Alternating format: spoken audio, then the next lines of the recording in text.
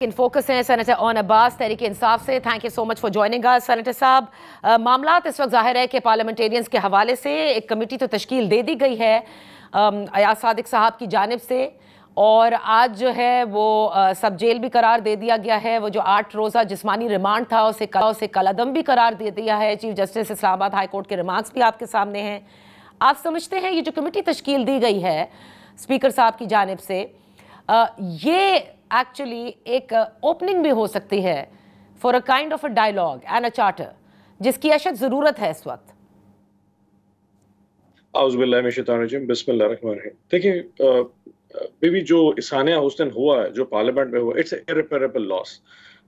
There is nothing that can undo it. وہ اتنا کچھ برا ہو چکا ہے جو اب آنے والے کئی سالوں کے لیے پارلیمنٹ کے لیے ایک ڈرانے خواب کے طور پہ رہے گا. اور کوئی بھی ہم گورنمنٹ میں ہو، کوئی گورنمنٹ میں ہو، یہ ایک وہ ایکسرسائز ہو چکی ہے. جب کوئی اپوزیشن میں بیٹھا ہوگا، اس کو جس وقت بھی اس پہ FIR دے، پاکستان کے کسی کونے میں بھی ہوتی ہے، چاہے وہ جتنی بھی جھوٹی قسم کی FIR ہو، وہ اس خوف میں ہوگا یار پولیس والے رات کو آ کے یا دن کے دیہاڑے میں آ کے یہاں پہ ان کو اریسٹ کر سکتے ہیں. سو وہ تو انڈو نہیں ہو سکتا.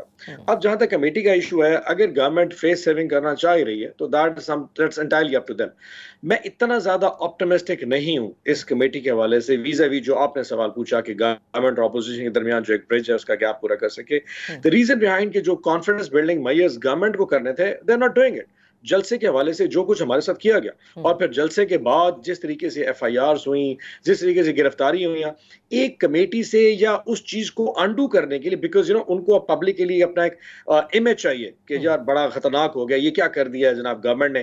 اس پبلک امیج کو سیو کرنے کو ساری ٹرائی ہو رہی ہے. اب اس کو اس سے جوڑنا کہ ہمارے ساتھ کسی وقت بارگیننگ یا نیگوسیشن ہو سکے، I am not very hopeful about it. ہمارے درمیان اتنی دوریاں آ چکی ہیں اس وقت سیٹنگ گورنمنٹ میں اور ہمارے درمیان. آئی ڈونٹ تھنک سو کہ such measures will really undo those things.